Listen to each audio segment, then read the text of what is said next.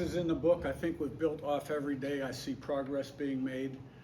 But there's always a great sense of urgency to make more, and that's the key to the drill, to make as much progress and improvement as you can. And we've stayed relatively healthy with the exception of Tyler Morris, who had a non-contact knee injury and will require surgery and will miss the season. So onward. All right, Niz and Matt. Yeah, Curt, you mentioned kind of about third way through spring. Any position groups kind of stand out to you, good, bad, otherwise, in terms of what you've seen so far? Oh, we're probably closer to 50%. To me, here's the way I look at that. We have who we have. On paper, some groups look like, oh, pretty good. Some groups you like, can he, and to me, it's about improving mindset, taking advantage of every rep, consistency and performance. Do we have any glaring holes out there? I don't see any glaring holes out there. Do we have any groups that are ready to compete for the Super Bowl right now? I don't see that either. I see a work in progress, like every team in America right now. The new guys are starting to get a hang of it, and I see the improvement sort of building off the previous practice, and I think we're improving more every practice right now. And the guys are getting the hang of it, the new guys. So. Matt, I mean, left and Todd. Coach, a number of new guys along the D line and McCall going to the other side. Just your thoughts on how they're coming along. Up and down. I think a couple days ago the offense got after the defense pretty good, ran the ball. That hadn't happened around here in a long time. Got after their ass pretty good. And they responded the next day and controlled the line of scrimmage and put pressure on the quarterback and had a great day. And we'll see. I got to look at the tape and see how they did today. But we got capable guys, and so they responded to the challenge. Like I've told you guys a number of times, the transfers that come in, the first half of spring ball is such an adjustment for them. The way we practice, the tempo, the language, our expectations, standards, and the techniques being taught, especially up front on defense, they're different than maybe what the guys have been taught.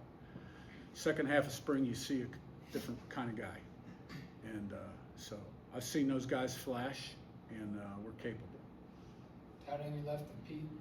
Curt, E.J. Williams, we know his story of fighting through injuries. He was in the portal, which you've explained that situation before. What do you see in his attitude and his makeup, though, that keeps him coming back and keeps you coming back to him? What do you? Well, he's always had a good attitude. He's always been a hard worker. The biggest thing at Clemson, he had some injuries. At Indiana's first year, he had some injuries, and he had some injuries when I got hired. And but I've always liked him personally. I like his work habits, and I like his talent, and he's got a burning desire to be good. And we just got to keep him on the field. And the more we can keep him on the field, he can kind of develop that consistency then that we need to be a really good football player. Ethan, Sammy. Hey, Curt, the move of Kamara to the stud, what can that do for him? What are you kind of expecting from him, and what's the next step? He played stud early in his career at JMU. His freshman year, he started as a true freshman. So a few more one-on-one pass rush opportunities, maybe not having to slide down inside, play inside a tackle with a 4 technique quite as much at that position as you do at field end. Your field end needs to be a little bigger guy in our defense. Sammy, then Seth. Coach, a two-part question on the offensive line. Getting a mix of new guys and veterans who've been here, how are they gelling? And how are some of these young redshirt freshmen like Johnny and them adjusting? Yeah, I mean, I see progress. Coogan's making progress. Carter Smith's got to get better. They all got to get better, right? All of them. And we got Benson and Evans, not Braxton. They'll be back in the fall. So the first line looks like an offensive line for the most part, functions like an offensive line for the most part.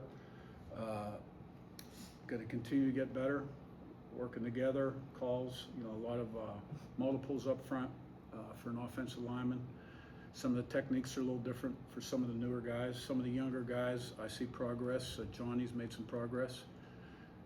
Libfried broke his hand and is in a big hand cast, so that's kind of limiting him a little bit right now. Wilkin has done a nice job. Merrick has done a nice job. Seth and Zach?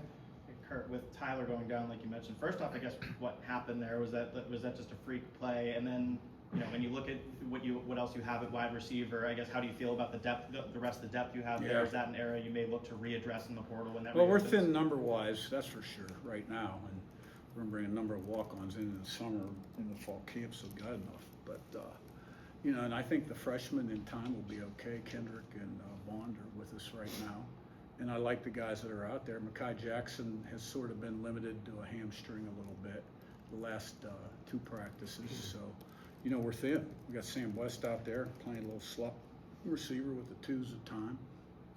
But I mean, I like our top line guys. I like Cooper, Surratt, EJ, Becker. I like those guys, and I think Bond and Kendrick, they have a future. So, will we go shopping for another capable guy in case we have an injury, perhaps. When you talk about, But we also have Chandler coming in the fall. But he's a freshman, so. when you talk about moving West into the slot, is that kind of something more out of necessity right now, or is Yeah, that to help us get through practice. Yeah. Okay. Zach and then Joe. Coach, talking about the tight ends, how comfortable and confident are you with them acting as both an extension of the offensive line and as pass catchers so far? Well, I'm never comfortable. They got a way to go. I like Riley.